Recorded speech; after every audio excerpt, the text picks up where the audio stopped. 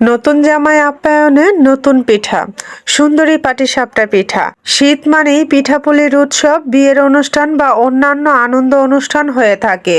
আর এইসব অনুষ্ঠানে আর পিঠাপুলির উৎসবে এরকম একটা পিঠা যদি থাকে তাহলে কেমন হয় বলুন তো। এই সুন্দরী পাটিসাপটা পিঠা জামাই আপ্যায়ন এবং বিভিন্ন ধরনের অনুষ্ঠানের জন্য পারফেক্ট একটা পিঠা। তো কিভাবে এই সুন্দরী পাটিসাপটা পিঠাটা তৈরি করে নিয়েছি, কতটা সহজে তৈরি করে নিয়েছি সেটা আপনাদের সাথে শেয়ার করব। আসসালামু আলাইকুম, আবারও ওয়েলকাম জানাচ্ছি নতুন একটা ভিডিও দেখার জন্য। আজকে আপনাদের সাথে সুন্দরী পাটিসাপটা পিঠার রেসিপি করে দেখাবো। আশা করি আপনাদের অনেক ভালো লাগবে। আর এই পিঠাটা কিন্তু জামাই আপ্যায়নের জন্য সেরা পিঠা বলতে পারেন। এত সুন্দর একটা কালারফুল পিঠা নতুন জামাইয়ের সামনে দিলে একদম এটা দেখেই মনোমুগ্ধকর হয়ে যাবে। তো আজকে এই পিঠাটা তৈরি করার জন্য এখানে লাগছে আমার 1/2 লিটার দুধ। এখন দুধের মধ্যে আমি কিছু মশলা দিয়ে দিয়েছি, খুবই সামান্য, 2টা এলাচ, 1টা লং, 1টা দারচিনি। এগুলো দিয়ে ভালো করে দুধটাকে জাল করে নেব। দুধটা জাল হয়ে গেলে এর ভিতরে আমি দিয়ে দেব ব্লেন্ডারে গুঁড়ো করে রাখা পোলার চালের গুঁড়ো।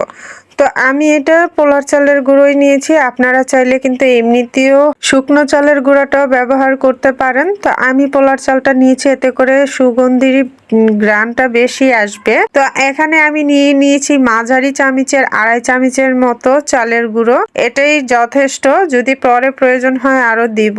তো এখন আমি একটু পানি দিয়ে গুলিয়ে নিলাম, যাতে করে গরম দুধে দিলে দলা না পেকে যায়। তো এভাবে করে আমি পানি দিয়ে গুলিয়ে আমি এখন বলকানা দুধের মধ্যে দিয়ে দিচ্ছি। তো এটা দিয়ে আমি কিন্তু যতক্ষণ পর্যন্ত না চালের গুঁড়োগুলো সিদ্ধ হচ্ছে ততক্ষণ পর্যন্ত এটাকে আমি জাল করব। এই খিসাটা কিন্তু 10 মিনিটের ভেতরেই রেডি হয়ে যাবে। তো এর ভিতরে আমি কিছুটা লবণ দিয়ে দিয়েছি। আর আমি কিন্তু এখন এর মধ্যে কোনো মিষ্টি জাতীয় ব্যবহার করিনি, আমি এর মধ্যে খেজুরের গুড় ব্যবহার করব। তো এটা সিদ্ধ হয়ে আসলেই কিন্তু আমি খেজুরের গুড়টা দিয়ে দেব। তো এখানে আমি এই যে দেখুন এই সাইজের খেজুরের গুড়গুলা নিয়েছি, এরকম 2টা চাকা এখানে কেটে নিয়েছি যাতে তাড়াতাড়ি গলে যায়। তো আমি এই 2টাই দিয়ে দিয়েছি, এতেই অনেকটা মিষ্টি হবে, আর দেওয়ার প্রয়োজন হবে না। আর সুন্দর একটা কালার এবং গ্রান আসবে। খেজুরের গুড়ের যে কোনো জিনিসই কিন্তু খুবই ভালো লাগে। শীত মানে খেজুরের গুড়ের পিঠাপুলি, খেজুরের গুড় ছাড়া যেন শীত অসম্পূর্ণ রয়ে যায়। তো যাই হোক, কথা বলতে বলতে আমার কিন্তু পারফেক্ট খিসা তৈরি হয়ে গেছে। এটা এখন এরকম ঘনত্ব আছে, পরে কিন্তু আরো ঘন হয়ে যাবে। এবার আমি পাটিসাপটার ব্যাটারটা তৈরি করে নেব। নিয়ে নিয়েছি 1 বাটি ময়দা, নিয়ে নিয়েছি 1 বাটি চালের গুঁড়া, তার সাথে দিয়ে দিয়েছি পরিমাণ মতো লবণ, আর 1 চামচের বড় চামচের 1 চামচ দিয়ে দিয়েছি চিনি, যাতে ব্যাটারটা হালকা মিষ্টি হয়। এবার সবগুলো উপকরণ ভালো করে মিশিয়ে নেব একটা হ্যান্ড উইক্সের সাহায্যে। এবার আমি একটা গ্লাস দিয়ে 1 গ্লাস পানি নিয়েছি, আস্তে আস্তে করে আমি পানি দিচ্ছি। তো এখানে পুরো 1 গ্লাস পানি দিয়েছি। তা আমার কিন্তু আরো পানির প্রয়োজন হবে। তো যতক্ষণ না পারফেক্ট একটা গুলা তৈরি হচ্ছে ততক্ষণ পর্যন্ত পানি দেব। পানির পরিমাপটা এখনই বলছি না, আগে গুলাটা তৈরি করে নি, কতটুকু প্রয়োজন হয়েছে আমি বলে দেব। তো এখানে আমি ভালো করে একটা ব্যাটার তৈরি করে নিচ্ছি। পাটিসাপটার ব্যাটারটা তৈরি করার ক্ষেত্রে যত স্মুথ ভাবে তৈরি করবেন, যত সময় নিয়ে তৈরি করবেন, পাটিসাপটাটা কিন্তু তত সুন্দর হবে। তো আমার কিন্তু ব্যাটারটা অল কমপ্লিট। এখানে আমার প্রায় 2 গ্লাস পানি লেগেছে, আপনাদের ক্ষেত্রে হয়তোবা কম বেশি লাগতে পারে। আর ব্যাটারটা কতটা ঘন হয়েছে বা কতটা পাতলা হয়েছে দেখে নিশ্চয়ই বুঝতে পারছেন। পাটিসাপটার পিঠার গুলাটা কিন্তু খুব বেশি ঘন হয় না। তো এখন আমি একটু ফুড কালার ব্যবহার করে নিচ্ছি। 2টা পাত্রে আলাদা আলাদা একটু ব্যাটার উঠিয়ে আমি 2টা কালারের ফুড কালার ব্যবহার করে নিচ্ছি। তো এখানে লাল এবং সবুজ কালার ব্যবহার করছি, আপনারা যে কোনো কালারই ব্যবহার করতে পারেন। তো এখন আমি এটাকে ব্যবহার করার জন্য এখানে বড় বড় সাইজের 2টা সিরিঞ্জ নিয়ে নিয়েছি। আর এগুলা কিন্তু খুব ভালো করে পরিষ্কার করে ধোয়া আছে, ফুটিয়ে নেওয়া আছে। আমি সিরিঞ্জের মধ্যে ভরে নিলাম 2টা ফুড কালারই।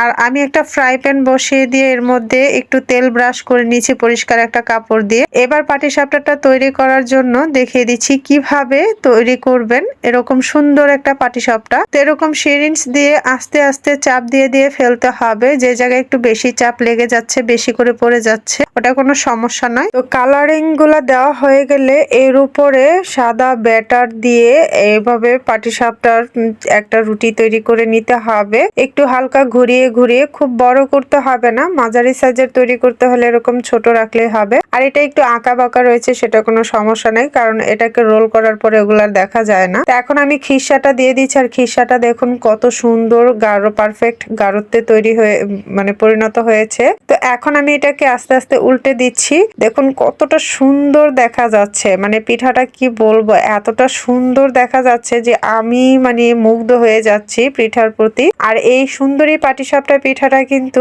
সত্যি দেখতে খুবই খুবই সুন্দর। পিঠা তো অনেক ভাবেই খেয়েছেন, একবার এইভাবে সুন্দরী পাটিসাপটা বানিয়ে দেখুন, দেখবেন কতটা প্রশংসা করে আপনার। আর নতুন জামাই আপ্যায়নের সেরা পিঠা হবে এই সুন্দরী পাটিসাপটা পিঠা। একইভাবে আমি আরো একটা পিঠা আপনাদের তৈরি করে দেখাচ্ছি। আশা করি আপনাদের বুঝতে সুবিধা হবে যে কিভাবে এই পিঠাটা আমি তৈরি করেছি। তো এভাবে কিন্তু প্রত্যেকটা জায়গায় এরকম কালারগুলা মিক্স করে দিয়ে দেবেন, যাতে কোনো অংশে ফাঁকা না থেকে যায় বেশি। তো এভাবে করে কিন্তু আমি পিঠাগুলা সবগুলোই তৈরি করে নেব। তো আমি আবারও 1 চামচ ব্যাটার দিয়ে সুন্দর করে একটু গোল করে নিচ্ছি। তো খুব বেশি গোল না হলেও কিন্তু কোনো সমস্যা নেই, এটা রোলিং করলে পরে এটা বোঝা যায় না। তো আমি আবারও খিসা দিয়ে আবারও এটাকে আমি রোলিং করে নেব। একইভাবে আমি সবগুলো পিঠাই তৈরি করে নেব। আপনারা এই শীতে কিন্তু একবার হলেও এইভাবে পিঠা ট্রাই করে দেখবেন, দেখবেন খেতে ও দেখতে দুইটাই খুব ভালো লাগবে। আর প্রতিবার পিঠাটা দেওয়ার সময় চুলার আঁচটা একটু মিডিয়ামে রাখবেন, আর প্রত্যেকটা পিঠা নামানোর পরে তেল ব্রাশ করে নেবেন, তাহলে এভাবে আর লেগে ওঠার সম্ভাবনা থাকবে না। তো এভাবে করে কিন্তু আমি আরো পিঠা তৈরি করে নিয়েছি। আমি অনেকগুলো পিঠাই তৈরি করে নিয়েছি অফ ক্যামেরায়, আপনাদের সাথে শুধু দুইটা শেয়ার করলাম। তো কতটা সুন্দর হয়েছে পিঠাগুলো হয়তো দেখে বুঝতেই পারছেন। তো আমার কিন্তু সব পিঠাই তৈরি করা শেষ, এখানে সবগুলা পিঠাই রয়েছে। তো দেখুন কতগুলা পিঠা তৈরি হয়েছে। তো এইভাবে করে আপনারা কিন্তু এই শীতে একবার হলো ট্রাই করে দেখবেন, আশা করি ভালো লাগবে। আর এই পিঠাগুলা কিন্তু খেতে সত্যি অসম্ভব মজা হয়।